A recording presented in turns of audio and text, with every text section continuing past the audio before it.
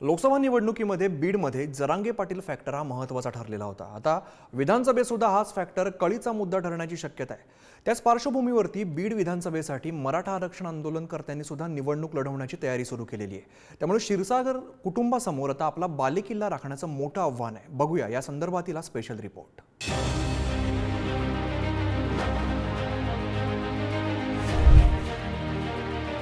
बीड विधानसभा मतदारसंघात गेल्या 15 वर्षांपासून क्षीरसागर कुटुंबाचं वर्चस्व राहिलंय। 2009 आणि 2014 मध्ये जयदत्त क्षीरसागर यांनी बीडचं प्रतिनिधित्व केलं, तर सध्या शरद पवारांच्या राष्ट्रवादीचे संदीप क्षीरसागर बीडचे आमदार आहेत। यंदा डॉक्टर योगेश क्षीरसागर यांनी बीडसाठी दंड थोपाटलाय। बीड विधानसभेसाठी इच्छुक संदीप क्षीरसागर, शरद पवारांची राष्ट्रवादी, जयदत्त क्षीरसागर अपक्ष, डॉक्टर योगेश क्षीरसागर राष्ट्रवादी काँग्रेस, ज्योती मेटे शिवसंग्राम, अनिल जगताप शिंदेची शिवसेना, शेख शफीक एमआयएम। राष्ट्रवादी काँग्रेस सुद्धा या युतीचा प्रमुख घटक म्हणून समोर आलेला आहे आणि ही युती होत असताना ज्या ज्या समीकरणाद्वारे जे काय ठरलं गेलेलं आहे सूत्र, त्याप्रमाणे जिथं ज्या पक्षाचा उमेदवार आमदार असेल त्या ठिकाणी तो पक्ष दावेदारी करून त्या ठिकाणी ती निवडणूक लढणार आहे। त्यामुळे बीडची जागा ही राष्ट्रवादी काँग्रेस पक्षातर्फे आम्ही लढणार नाही। मी विधानसभेची तयारी 2006 पासून करतोय, त्यामुळं इथं विधानसभे ह्यावेळेस मी लढणार आहे, जिंकणार आहे। आव्हान माझ्यापुढं कोणतंच नाही, मी सगळ्यांना आव्हान आहे। बीड लोकसभा मतदारसंघात शरद पवारांच्या राष्ट्रवादीचे बजरंग सोनवणे यांनी भाजपा नेत्या पंकजा मुंडेंना पराभवाचा धक्का दिला। या निवडणुकीत मनोज जरांगे पाटील फॅक्टर महत्त्वाचा ठरला होता। त्यामुळे बीड विधानसभा मतदारसंघात मनोज जरांगे पाटलांची भूमिका कळीचा मुद्दा ठरणार आहे। या पार्श्वभूमीवर मराठा आरक्षण आंदोलक गंगाधर काळकुटे आणि बीबी जाधव यांनी सुद्धा तयारी सुरू केली आहे।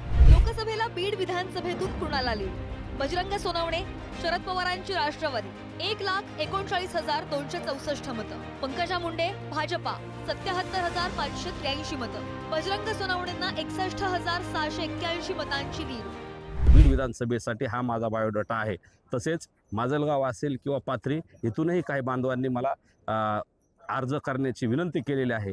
त्यामुळे अंतिम निर्णय हा दादांचा असेल। मनोज दादांनी सांगितलं आपल्याला लढायचे तर आम्ही लढू, किंवा अन्य कोणी पर्याय जरी मनोज दादांनी दिला तरी त्याच्यासाठी सुद्धा आम्ही तन मन धनाने त्याच्या सोबत राहू आणि अंतिम निर्णय हा मराठा समाज आणि मनोज दादा जरांगे पाटील हेच घेतील। मी देखील त्या ठिकाणी जरांगे पाटलांच्या माध्यमातून बीड विधानसभेसाठी उमेदवारी मागितलेली असून मी मागच्या अनेक दिवसापासून बीड विधानसभेच्या मतदारसंघामध्ये वेगवेगळ्या गावांमध्ये वेगवेगळ्या लोकांशी संपर्क करत आहे। त्या ठिकाणी त्यांच्या असणाऱ्या समस्यावरती त्या ठिकाणी चर्चा करून पुढील काळामध्ये कशा प्रकारे काम करता येईल याच्यावरती देखील चर्चा चालू आहे।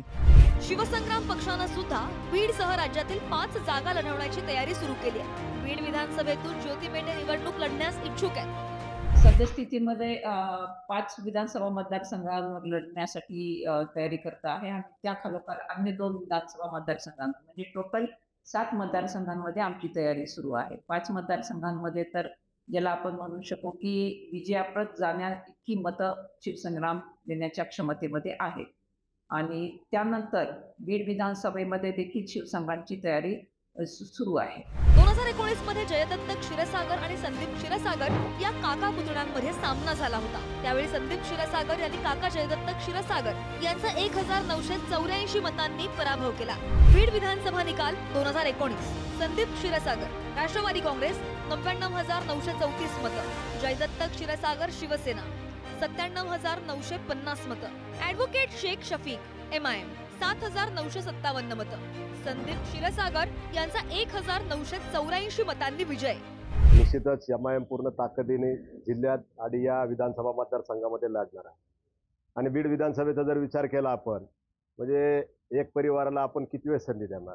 म्हणजे आलटून पालटून याच लोकांना संधी मिळते आणि पूर्वी काही लोकांना संधी मिळाली, त्यांनी कामही केले, परंतु आता लोकांना वाटतंय की नवीन नेतृत्व तयार झालं पाहिजे। आणि सगळ्यात महत्त्वाचं जे आहे की क्षीरसागर मुक्तीचा नारा या विधानसभेमध्ये आपल्याला पाहायला मिळेल। लोकसभेप्रमाणे बीड विधानसभा मतदारसंघात जरांगे फॅक्टर प्रभावी ठरू शकतो असं बोललं जात आहे। त्याचबरोबर ओबीसी मतदारांचा कौल कुणाच्या बाजूने पडतो यावर सुद्धा गणित अवलंबून असणार आहे। त्यामुळे क्षीरसागरांच्या गडाला हादरा देण्यासाठी अनेक जण सरसावले। बीडहून उदय नागरगोजे, पुढारी न्यूज। Thank you.